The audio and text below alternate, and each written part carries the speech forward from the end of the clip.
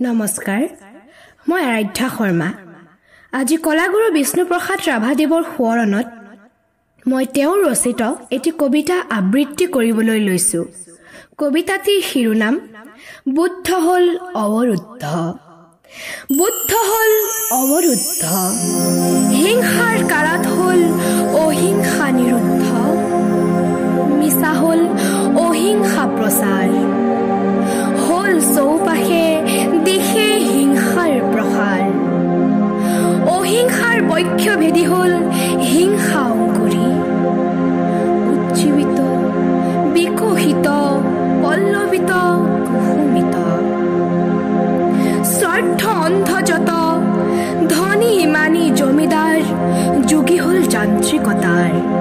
পেশক শোষক ধনতান্ত্ৰিকতাৰ পিন্ধি মুখা অহিংসাৰ।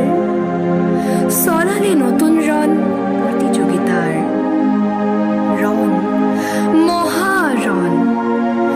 দিশে দিশে দেশে দেশে জ্বলি লগনি, মহাৰণ দাবানল।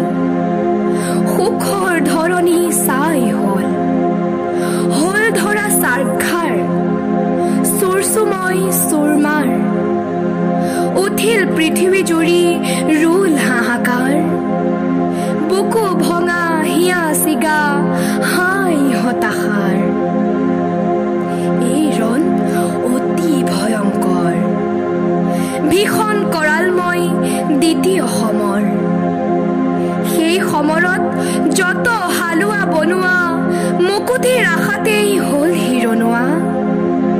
জাপ দিলে হাঁহি মুখে ভীষণ যোজল, লাখে লাখে সেনাৰূপে হ'ল হতাহত। ৰণ বিৰতিৰ পাছে হ'ল কাৰাবাস, পুনৰ ধনীৰ হ'ল দাস। ধন্যবাদ।